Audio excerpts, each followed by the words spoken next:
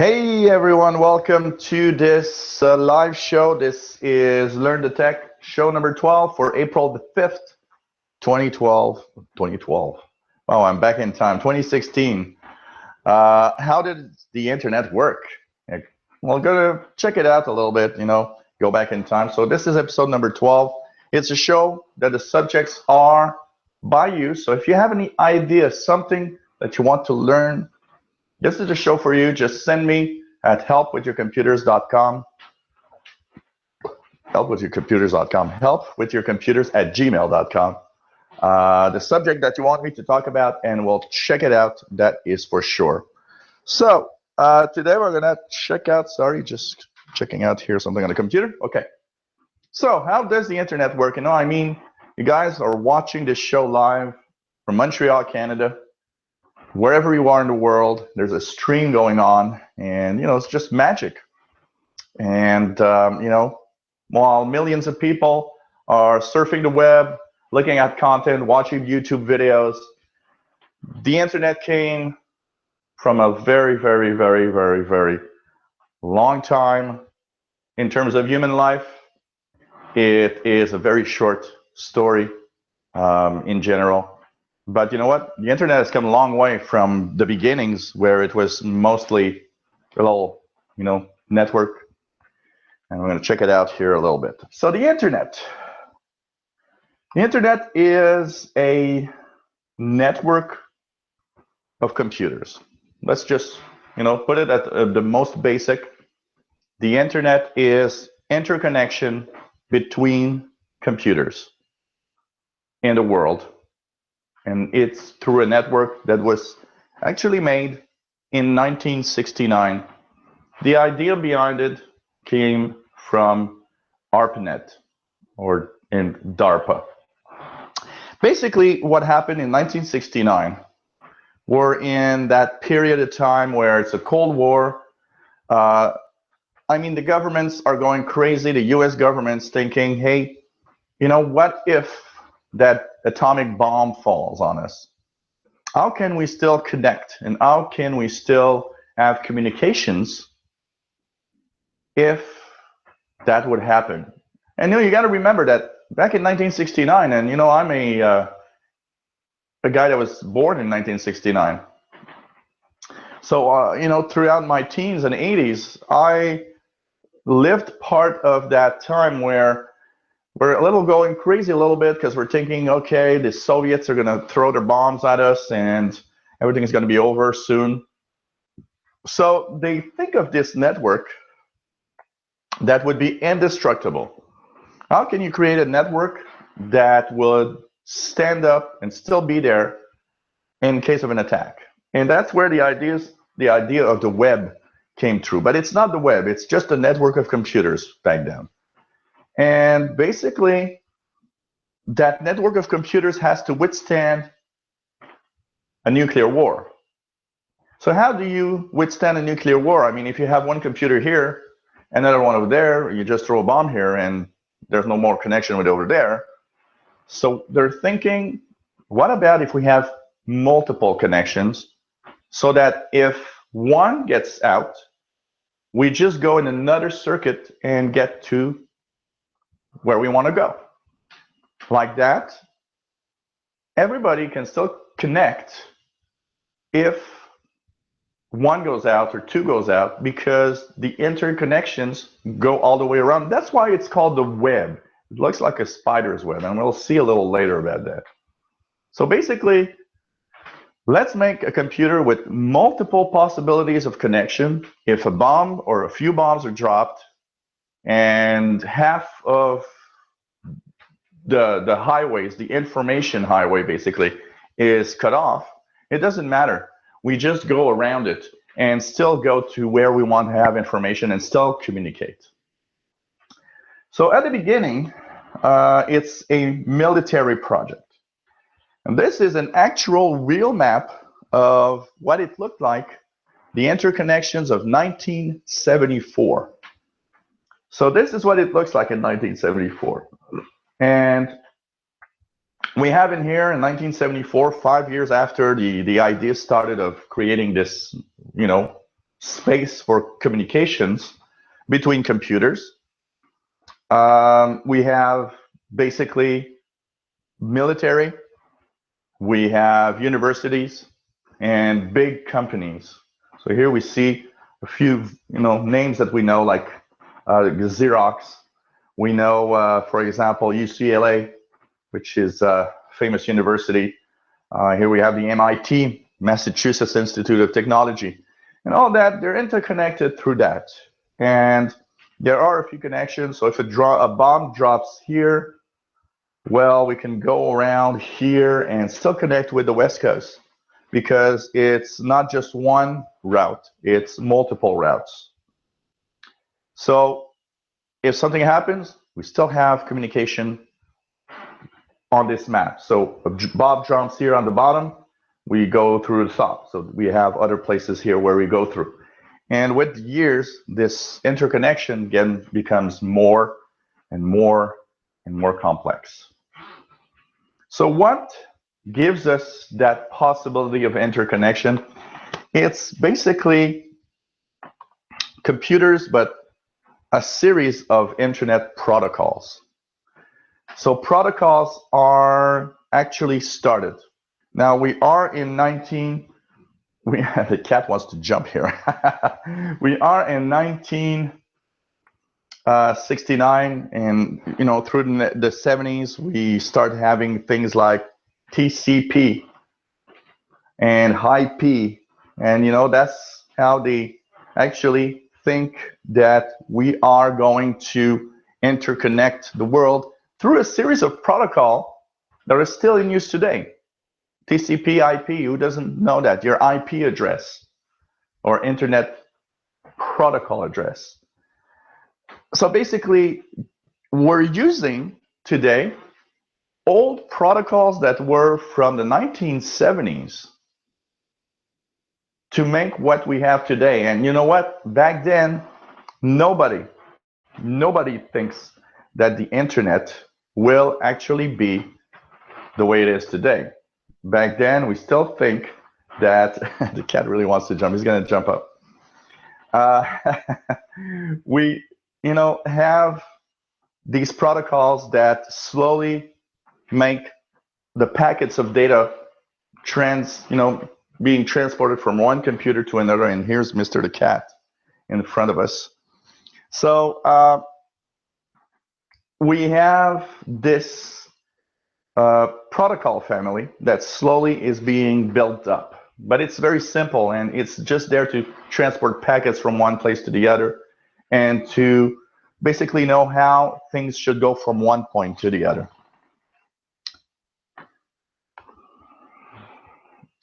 If we go a little further, so in the 70s, we're getting more and more of these connections and interconnections, but you know what? It's dark.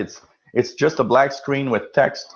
We're just transferring small little things, and we're just transferring very small amount of packets. And that small amount, I'm sorry, man, but cat doesn't want to leave. So that small amount of packets is being sent through basically the internet, but it's nothing near what we are today. Today we are with a browser, and we have these pictures and all sorts of details and multimedia and music. But back then, it's far from being that. It's really just transferring the most important of information between computers, between different companies, between universities. And so basically, the internet back then is a business thing or a military thing, or students or researchers that want to share information together, but it doesn't have much except text and maybe very small files, but we're not really talking about that. Into the 80s, we add stuff. We add email. Email doesn't need a web browser or anything. I've had email for the first time, I think it was something like in 1994 or 3. But email existed for a while. And then we have, that famous @ symbol that becomes, that famous symbol that nobody knows what it does basically in life until the internet. We start using that @ symbol. And basically, that becomes the separation. You know, it's all these little things become separation between, you know, the domain and the user. So we're still in pretty much black and white screens. I remember my email in '94 was a black and white screen. I would put the email address and I'd put text and I'd just send, and that's pretty much what would happen. Nothing special, you know. It was like, wow, but it was amazing because it was instantaneous. You know, I come from a time of the '80s where there were BBSs. We would connect between computers, but through telephone lines. And basically connecting to the internet back then is also pretty much through telephone lines. I remember when I used to send the email, I would connect with my, I don't know, in '94, something like my 2400 or maybe 9600 baud modem. And we'd go on, you know, with that speed at the time. But then something major happens. And in 1993, there's the first browser that appears. It's called Mosaic, and it is the first time that somebody uses a browser that looks like what we have today. And we start having new protocols of operation to simplify. Because the problem on the internet is everything is located by their IP address. So when you go to google.com, in fact, you're asking a computer to go to a specific numeric address. It's all numbers for the computers. Problem is numbers are kind of complex for the human. So basically, they invent the famous URLs. So the browser translates all the time. When you ask google.com, it actually translates that to a numeric IP address where you access Google. And all that information is, you know, done under the hood, and we don't really see anything. At this point, the internet is still unknown. Pretty much nobody knows, except if you're at the university maybe, or if you're in a company that is pretty high-tech. Okay, we get to a point where Netscape becomes the first well-known browser in the world. I remember using Netscape. So Netscape Navigators 1994. That company that makes Netscape first sells it, but afterwards becomes free. And we're about 95 when I have my first computer that has access to internet through a browser, and I install Netscape Navigator. And I mean, this is cool because finally you have visuals of an internet. You don't have just text. You start having a little more information. But the problem is the infrastructure also goes with the times. So the internet of '94 is much less powerful than the internet of today. The speeds of connection between each point is really slow compared to today. So we can't really have a lot of stuff, but we start having small pictures and we start having a little more details on the pages. Internet Explorer comes to the market. And Internet Explorer, pretty much everybody knows, destroyed Netscape and became dominant. And it was like 90% of the browsers at the end of 1990s. Now, Microsoft didn't put a browser in Windows 95 because it didn't think. And there was an error. And that was an error made by Bill Gates. Basically, in Windows 95, the first Windows 95 that came out, there's no Internet Explorer. It's not part of Windows because Bill Gates thinks that the internet is not going to be something that people are going to use. And he makes a big mistake there because when they actually relaunch Windows 95 in a second version, now they put Internet Explorer in it. They decide that it needs to be in there. But it's normal because you start seeing that people are talking about the internet suddenly, about the information superhighway. If you guys ever want to watch something that's real funny about this, after my show on YouTube. Just search for the Computer Chronicles and search the episode that talks about the internet. And we're about 95 or 94 when they talk about it. It's pretty funny when you compare it to today. So we go on and, more browsers appear. Internet Explorer dominates. Netscape disappears literally in the early 2000s. And then you have all these other ones, especially Google Chrome, Firefox, which becomes very popular also. Firefox is kind of an anti-Internet Explorer one. It's like, why use Internet Explorer? We can use Firefox and be independent from Microsoft. Same more as today with Windows 10 and operating systems, basically. And all these browsers appear, and that's where the web slowly changes. We start by having web pages with information, then information and pictures, then not only pictures, but audio clips, and then not just audio clips, but even video. And as we go through, the internet becomes more and more complex. And that's pretty amazing when you think about it. From a little project back then you've got internet service providers. That is pretty much a category that appears suddenly because people back then want to connect to the internet slowly. We start, I wanted my connection. So what we do is we actually access the internet through an internet service provider. And these are all sorts of companies. Some are only internet service providers. My first provider was an internet provider. It was nothing else than just giving me access to the internet. And it was a nice project. I remember paying my dues to that company every month because they were a nonprofit and they wanted to kind of give the best service possible. And it's pretty cool.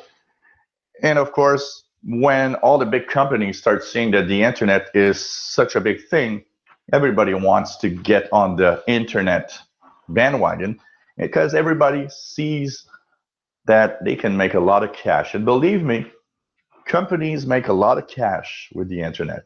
Your fees that you pay to them are amazing.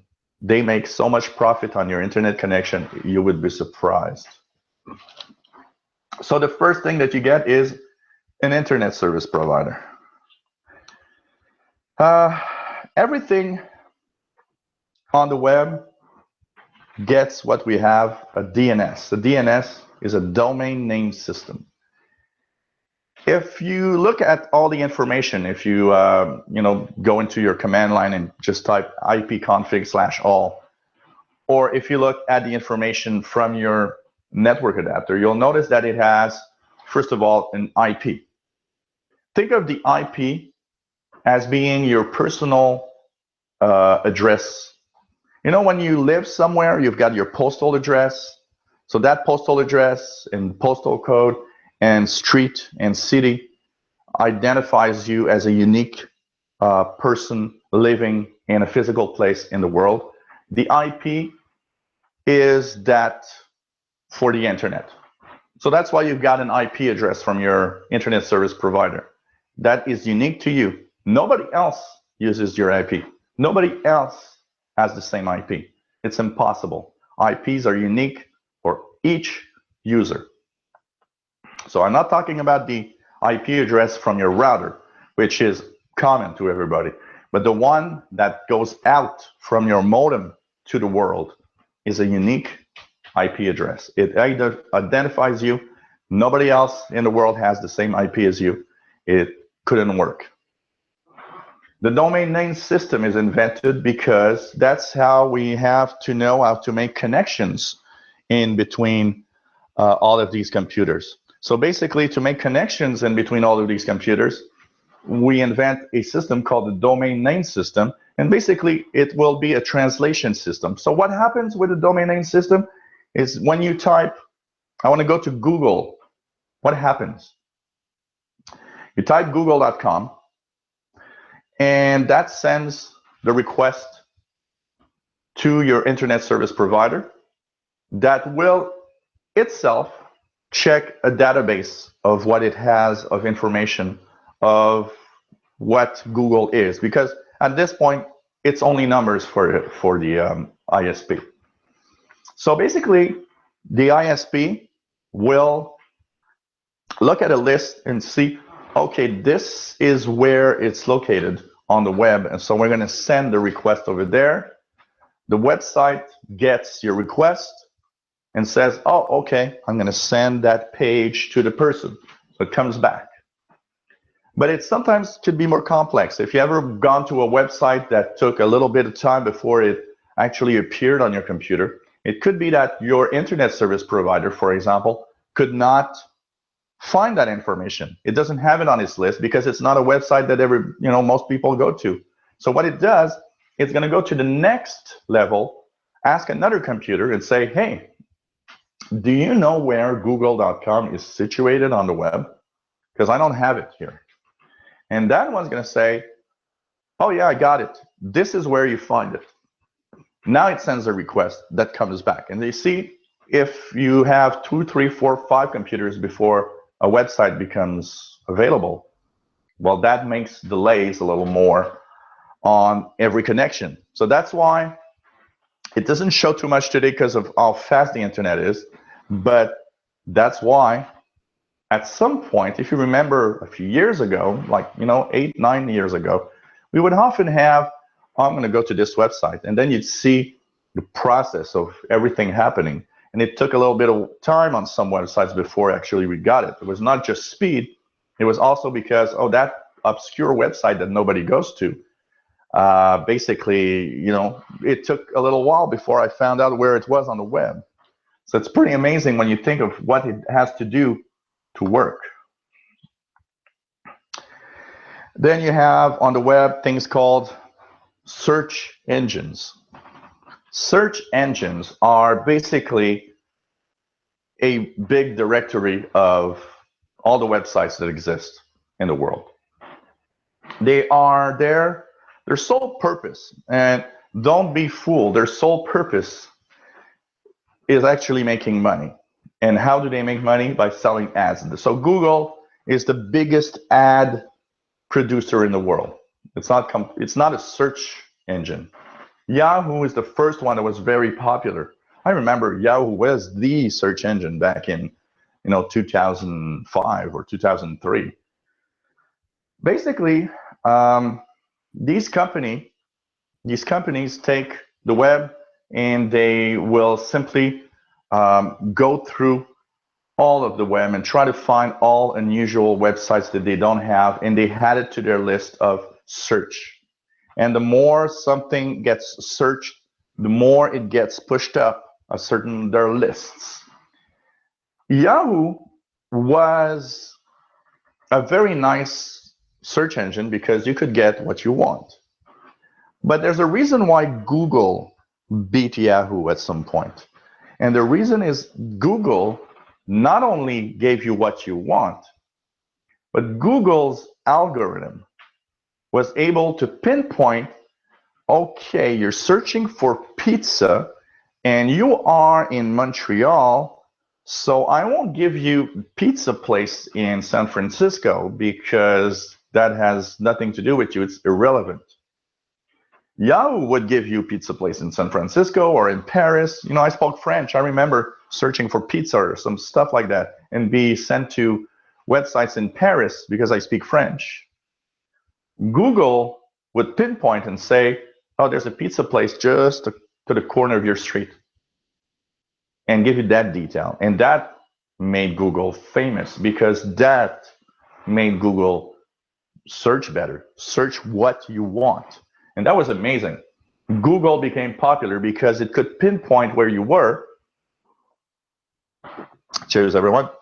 And it could also not only pinpoint where you were, but look around you and say, well, I have information in my directory about everything that's around you. And it's even worse today with our smartphones and everything. It's even worse. We're interconnected to the internet all the time now. It's pretty amazing when you think about it. My phone, when I go somewhere, it's pretty much following me and sending information to different services of where I am at certain times. It's scary when you think about it. So Yahoo is pretty much abandoned today. I don't know of many people that use Yahoo as a search engine. Bing was Microsoft's search engine. That came in late in the game. It was not Bing, it was MSN before, which the Microsoft network became Bing a few years ago. But, you know, the dominant is Google. So this is a search engine, and this is, you know, what helps us find things on the internet. So what do you need to go to the internet? Of course, the first entry point to the internet is your computer, your smartphone, you know, anything that is interconnected. So that's the entry point. We start by using a device, an electronic device that is computers. You know, let's not be fooled. A tablet like an iPad or a smartphone is a computer. They're all computers. It's just that they have different form factors and add additional, you know, uses that are meant for their portability, like a phone for phone calls, for example. But that's pretty much where it starts. You know, you have a computer and you use a web browser, which is, you know, that always baffles everybody. What's Firefox? What's Chrome? What's Internet Explorer? What's Microsoft Edge? Well, these are web browsers. These are software designed to show you pages on the internet. People have a lot of difficulty making that link. You know, they will tell me, oh, I click internet. That's my internet icon. Yeah, it brings you on the internet, but that's your web browser, and it connects to the internet to give you what the information you want. So people have difficulty a lot of times thinking of, well, Google Chrome, what does it do? Well, it does the same thing as Internet Explorer.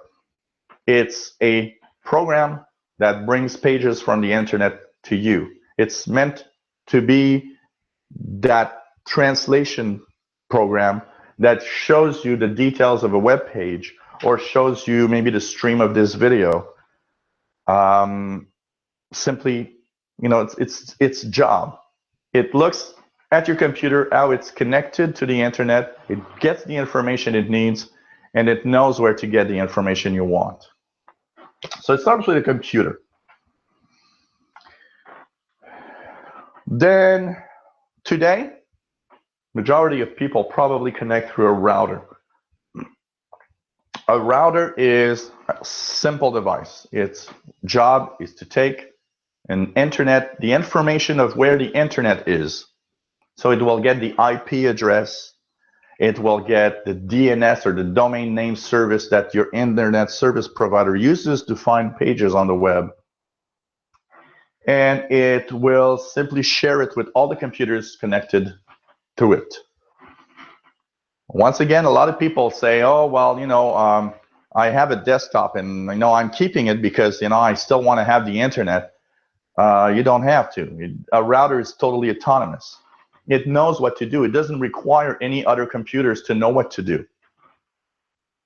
This is what the majority of us use today, a router that will share the internet. It's basically that. And most of us are on wireless because it's just so convenient. And with today's laptops and small devices, it's pretty cool because we can go everywhere in our homes, still have the internet. It's just amazing when you think about it. If you don't have a router, then you're connected directly to a modem. And if you have a router, that router is connected to a modem.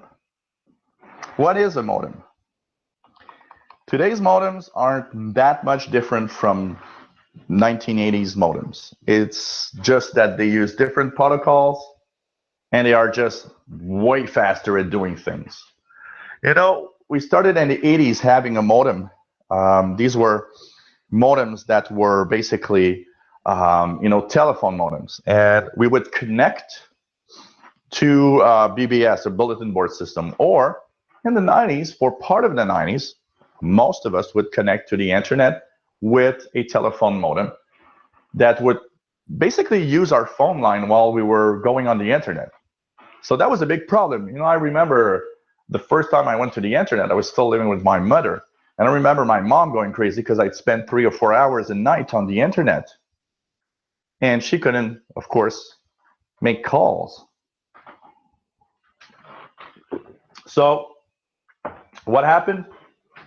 As time grew by, internet service providers found new ways of giving us the internet. One of them was DSL. This is a DSL modem. DSL is for a digital subscriber line.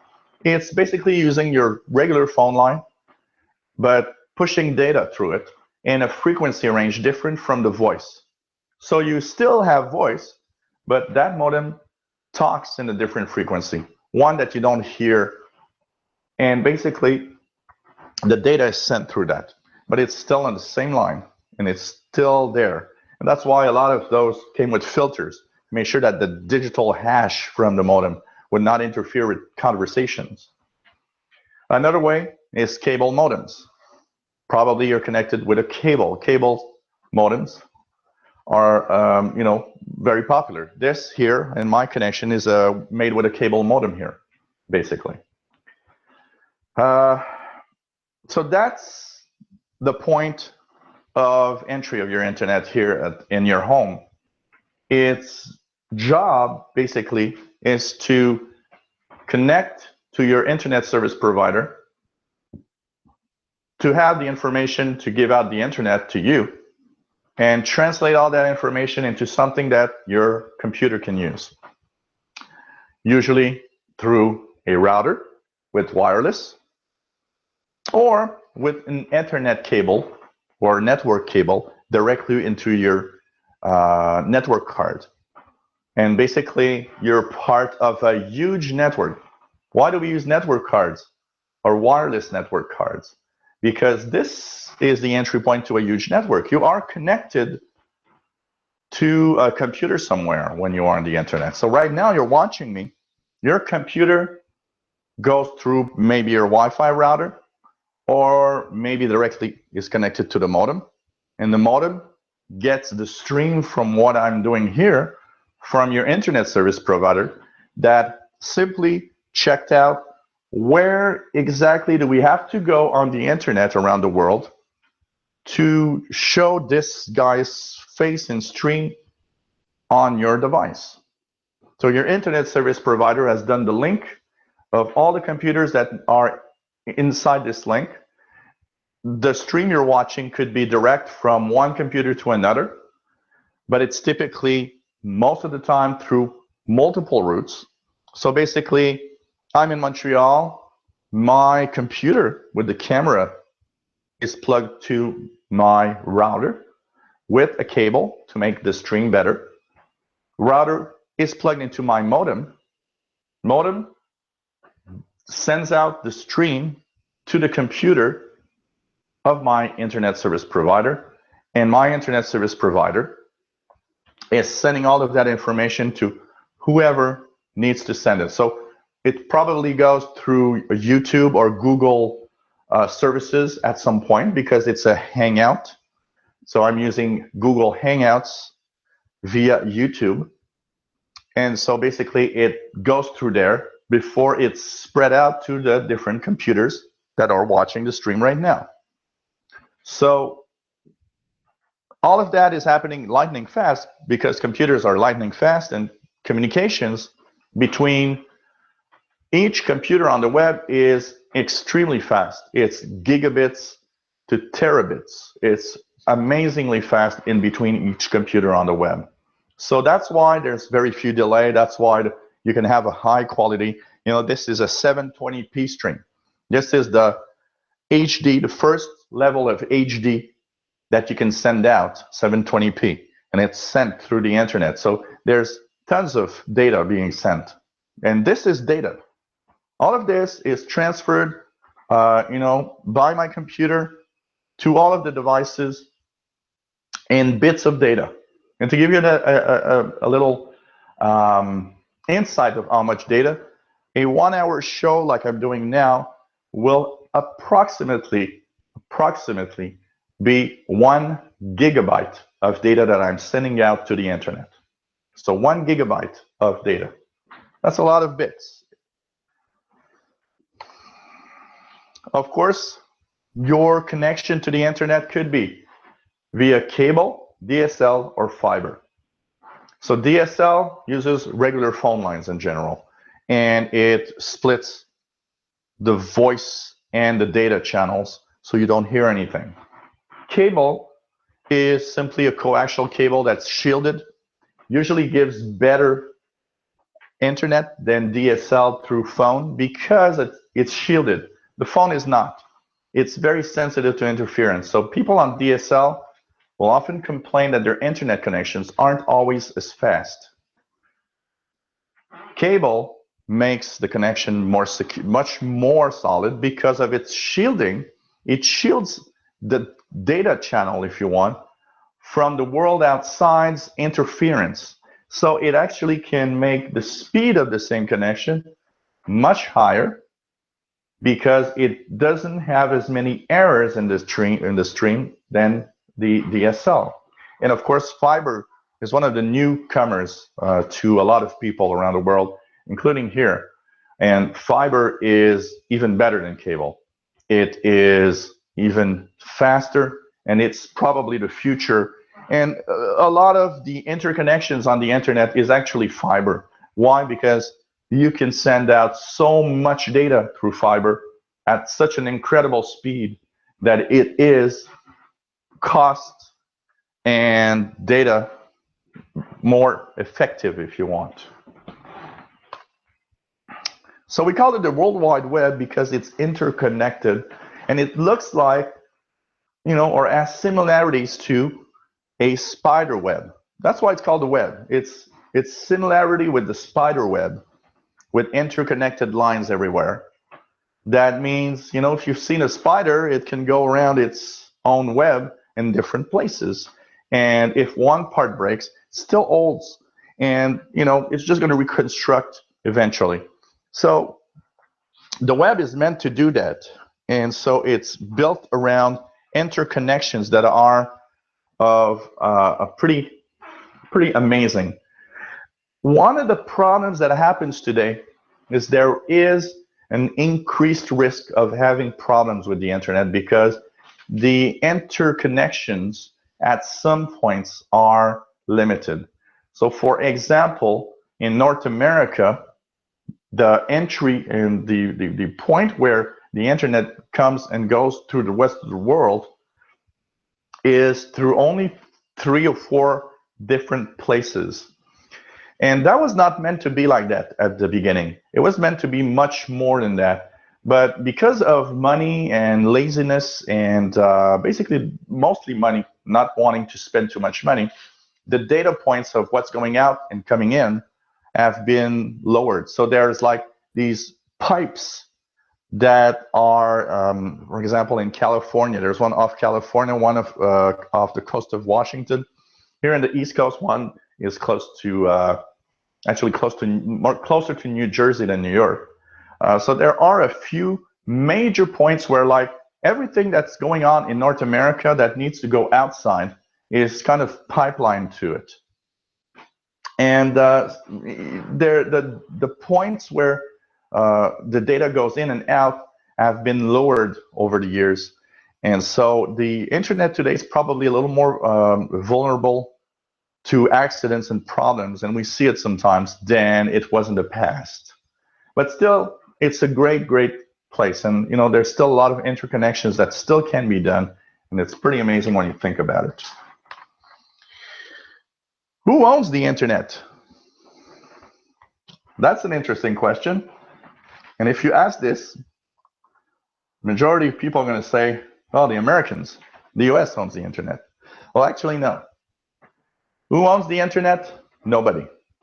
The internet is a web, it's a network made of millions of computers around the world.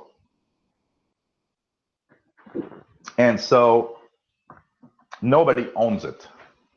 Each country builds its own infrastructure, and each country will build its own input-output system where all the pipes are going to go through the rest of the world.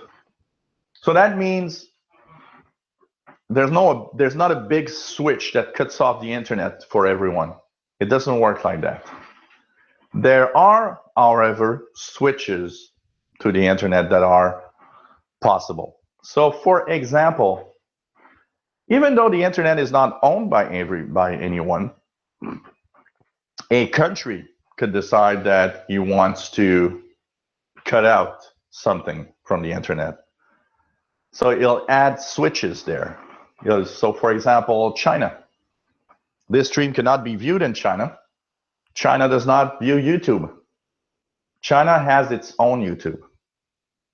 So I don't have any Chinese views unless, and that is possible, some Chinese residents using VPNs, virtual private networks, will pipeline through the frontier and plug into a computer, say in Taiwan or in Japan, where the internet is not blocked. But technically, countries can put switches and decide what they want and the content they want. What can happen? The United States could say tomorrow, and this is just an example, let's block Google to the world. Well, that blocks the web search for Google. It doesn't necessarily block your access to the internet. If you know a website's address, you still can connect to it as long as it's not where it was been switched on or off. So that's one of the problems of the internet. In times of war, or in, if you live in a country where governments are not super happy with having civil liberties, what's going to happen is that they have ways to cut off information from the internet. Even countries that should not do. Here in Canada, I remember about 6 or 7 years ago, there was a website that was, a bad website. It was like a Nazi, anti, very racist website, and against Jews, and it was an incredible amount of stupidness on a website. And there was a debate because the Canadian government actually asked the internet service providers to switch off the link to that website. And it was one of the very first debates of, okay, I understand that's a hate site and that's not what we prone, and it doesn't represent Canada, first of all. But to what point do we have to shut down stuff? It was, it's kind of a start of debates of what to do or not on the internet. And of course, it was shut down, which, okay, it's not a bad thing. But still, it always brings back the debate of up to what point we have to interact with the internet. The internet is a free place, It's where people can say pretty much what they want, or almost. But we see the limits of each society there also. The ICANN. What's the ICANN? The ICANN is what is the organism, the company, or basically it's a non-profit organization. And that's what regulates the internet. So all the new rules, all the new protocols, all the new stuff that's happening on the internet. For example, when you go to a website, you have what's called a prefix. The prefix is the end. So if you go to google.com, com means commercial, means it's a business. .org, org, means it's a non-profit organization. So if you ever go to a website, you wonder who they are. If they end by org.org, non-profit organization. .info, that's usually a website that's more of informational. Each government has its own Canada.ca, even the province of Quebec.qc. So for example, if you go to a website like University of Quebec here, well, you'll go to UQAM for University of Quebec in Montreal, qc.ca. Why? Because university.qc for Quebec.ca for Canada. In the United States, there's a .us. Every country in the world has a prefix. And the funny thing is that some of the prefixes are popular of countries that are unknown or almost. An example of that, if you've ever been to a website that is .tv, a lot of websites that have live video like to end their sites or their address, their web address, with .tv. And for most people, .tv will mean, oh, cool, it's like TV, like television. The problem is .tv is not meant for television. It doesn't mean television. It means television to us because TV is what we call television. But TV is actually the prefix of a country in the world, which is, I believe, the island of Tuvalu or something like that. So the funny thing is, a lot of websites use TV, but that's a prefix of a country in the world. And that's the funny thing, because a lot of prefixes that are popular because they mean something will be used like that. So what happens is .tv used by different domain names means that the country of Tuvalu has kind of some royalties, if you want, because we use these extensions and they are for them, for that country in the world. Another one that's very popular with YouTube, if you notice, youtube.com for commercial, but often when you have the shorter URLs of YouTube, you have utu.be.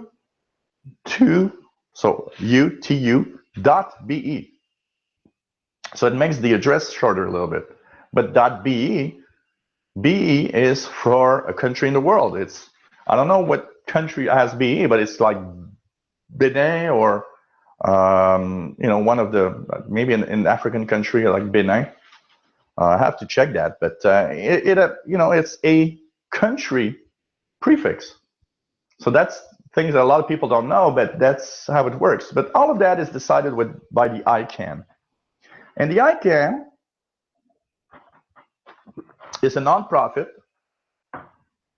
and is technically not administered by any country specifically. Yet, what makes the ICANN controversial is that it, for a long time, and I don't know if it's still the case, but for a long time they were in the United States. And a lot of people said, well, they're in the United States, so it must be kind of controlled by the US. But the ICANN has been able to conserve pretty much its independence on what happens in the world. And they've just introduced a whole lot of new prefixes that are coming and are going to get more and more popular. For example, for porn sites, there's the new .sex prefix. So you'll have, I don't know, big boobs .sex, for example. Sorry, I didn't want to offend anyone by that, by the way. So whatever. The ICANN decides of a lot of the rules and a lot of the future of the internet. The speed of the internet. You know what? The speed of the internet, it's been increasing for a long time. As we get more powerful computers, as we get infrastructure that has more and more interconnections with fiber optics, we are getting to the point where connections are getting extremely fast. Yet, the problem with the internet speed is its iniquity. So depending on where you live in the world, the internet speed is not the same. So some countries have incredible internet speed. Some countries have a very slow internet connection. And that has to do with, of course, the money that you spend in the infrastructure of the internet. The infrastructure of the internet isn't the same everywhere. So countries in Africa will have much slower internet connections than, say, Canada or the United States. Yet, Canada and the United States aren't the fastest in the world. Countries in Asia have much faster internet. Japan is amazing. Japan has, it's like high speed, regular high speed in Japan is like 50 megabits, where, here in Canada, regular and high speed internet is like 5 megabits. So there's inequities, and that inequity in the speed and the connection of the internet also plays a big role today in the how fast a country can go into the future and create jobs and create companies and do all sorts of things. The internet is becoming a major platform where there's exchange between all the technology stuff. So what's sad about the speed of the internet is where it's slower, there's slower acceleration of what's happening in terms of technology-wise in that country. Another thing that also affects the internet speed, by the way, is there are different speeds for different areas. So for example, you can have very fast internet speed. I've got 60 megabits download. But when I download a file, a big file, say I download a 10 gigabyte file, it will take several minutes. Now, where I download it from will also dictate the speed. So if I download it from not too far away and with a good internet connection between me and the other computer that has the file, I might reach 60 megabits per second download speed, which is pretty good. But if I download a file and it comes from, comes from Norway, far away, in between the interconnections of how the file is coming to me, some are not all at the same speed levels, means that instead of 60 megabits per second, the file maybe will download at 20 megabits per second. So there are differences, and there's a limit. Some people sometimes ask me, oh, if I take the fastest internet speed and it's going to be cool on the internet. Well, when we start talking about 50 or 100 megabits per second for internet speed, we're starting also to see that there are limits to that speed from where we go on the web. So there are limits where it's not useful to have that much speed. It's cool when it does, but a lot of times it doesn't reach that speed. That's why if you go on speedtest.net, by the way, to test your internet speed, what's going to happen is they try to choose a user or a computer or a ISP that is very close to where you live, so that there's no interconnection or very little. And also because it's close, you probably have good infrastructure for that download speed. So that's why it tests fast. But if you do the test, and that's an interesting test that you can do, when you go on speedtest.net, that map, you can actually zoom in or out, and you can actually click servers, different servers, somewhere else in the world, and check out what's the internet speed between that server and your server, and do a test. Connect to some of the servers in Africa, South America, North America, Asia. Check out all the different speeds of these different areas in the world. It's pretty surprising when you think about it. I did say it's pretty surprising about 100 times. I do realize this. Every time I'm telling it, it's like ringing a bell in my head. Oh, man. One of the things of the internet that's complex is, of course, the inequity. We're talking about how, countries that have more money have more infrastructure. Because they have more infrastructure, they will have more technological stuff coming to their countries, or more technology companies. The infrastructure is super important for, making a country, get better and have better jobs and opportunities. And that is one of the problems of the internet. It reflects the inequities of the world also. It's a sad state of affair, but unfortunately, it is pretty much like life, everyday life. It's like in our own country. We don't even have to go far away. You know what? I look here as a tech guy, all the clients that I go to, and how I can pay myself 60 megabits per second download speeds, but the majority of my clients will be we're barely at high speed level. I would say that at least one client out of two that I go to isn't even at high speed internet.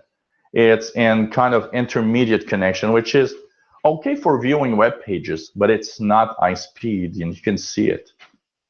So even in a local environment, in a country, even a rich country like Canada or the United States, there are people that don't have internet also, that don't have the money to pay their some internet.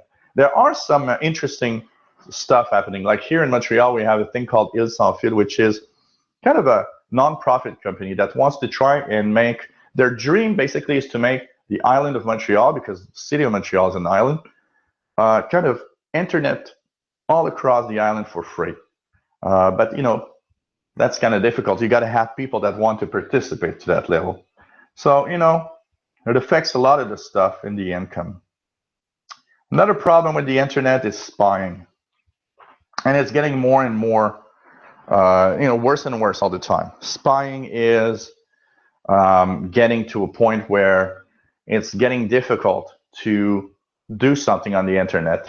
And there's not just spying, there's the fact that government agencies want to start preventing us from using technologies that keep us safe, basically.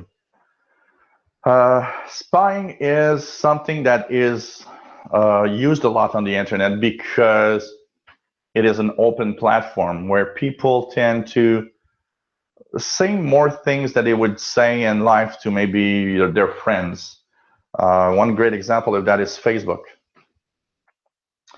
And government agencies and companies are, of course, starting to use tools to spy and see what's happening and what we're saying, and trying to, prevent us from maybe, being too open-minded to saying things that the governments maybe don't want. So spying is one of the aspects of the internet that's not interesting, but it's there. Network neutrality, that's a big debate. In the United States was a major debate in the past year or two. And the reason for network neutrality is a rule where every player gets equal treatment. In the United States, it was a major debate because for a long time, net neutrality was kind of, yeah, it's cool, it's official, it's something that you have no choice. Until the FCC, which rules part of the internet, decided, well, wait a minute. I'm not sure that we have everything we need to be a player here. What that means is that net neutrality becomes a problem. And one of the debates, and the example I'm going to give, is Netflix. Netflix is a big player, and at times of, like about this time of the evening here, we're getting at what, 7 p.m. local. Netflix is about 60 to 70% of all the internet traffic in the evenings in North America. It's as big as that. Now, Netflix had the same treatment as a small player. Say, for example, instead of using Hangouts in YouTube, I decided I want to build my own infrastructure to send out video. What's going to happen here is that I was getting the same treatment as Netflix was, and so I had the same rules and I could do what I want. Net neutrality, because of the FCC rules, means that, oh, okay, now a company like Netflix that has money would pay to have better service to send out their stream, and I, as a small player, suddenly don't have the money to get as good a stream as they are. And finally, that means that it's almost impossible for a small player to become a big player because it doesn't have the cash. So that's one of the things also that a lot of people are talking about, how we can have equal service everywhere and not have big companies that have the cash, have better services, and have a better way of streaming stuff than somebody that has, you know, very low means of paying for such things. Net neutrality, network neutrality means also not interfering with the speech. You know, we can say what we want on the internet. It's one of the major things of the internet, being able to express ourselves and say what we want. That is something that's getting very complex right now. Being able to say what we want is getting a major blow. There's good and there's bad on the internet. That's the question that I got asked, and basically by a client of mine. They are very religious, and you know, I respect that. I am not, but I respect that. And one day, while I was fixing the computer, they came up to me saying how they were scared of the internet because it was so bad. And I just looked at them and said, well, no, it ain't bad. The internet represents the human race, basically. So there's the same amount of good and of bad approximately on the internet than there is probably in real life. And so there are good things on the internet. It's a place where there's a lot of knowledge, where there's a lot of things you can learn, like these shows. There's bad things out there, of course. There are bad guys that do things. There are bad guys that are there to, you know, steal. And it can show if you have ransomware, your files are encrypted. Basically, that's the bad guys. But if you've learned something today, that's the good side of the internet. And you know what? Having the good side or the bad side of the internet is partly what you also will ask off the internet, basically. So it's a big network. There's a lot of good, there's a lot of bad. But one of the things for sure is that, you know, we have to be careful whatever we do. And that's the most important thing about the internet. So, hey, everybody, this was Learn the Tech show number 12, April 5th, 2016. How the internet works in a very fast way, because there's just a lot more details in that. But it's a big, major network, started in '69. Look at what it is today. Streaming videos like this and having pretty much all the details you want. Portable, you know, we're connected everywhere. It's just amazing. Hope you enjoyed today's show. And of course, that's a subject that you have sent me. And next week, I don't remember what it is. I looked at my sheets of paper just before the show, and I was just telling myself, my God, I forgot what next week is about. So anyways, you'll know as I'll post next week. I hope you enjoy these shows. If you have a subject that you want me to talk about, let me know. And of course, we will talk about it and Learn the Tech. Hope you enjoyed the show. Take care, everyone. See you next week for Learn the Tech, 6 p.m. Eastern Daylight Time, 2200 hours Universal Time, every Tuesdays. We also have the Tech Show, where we basically answer your questions, 3 p.m. Eastern Daylight Time, 1900 hours UTC. Take care, everyone. Have a nice week. See you next week. Bye-bye.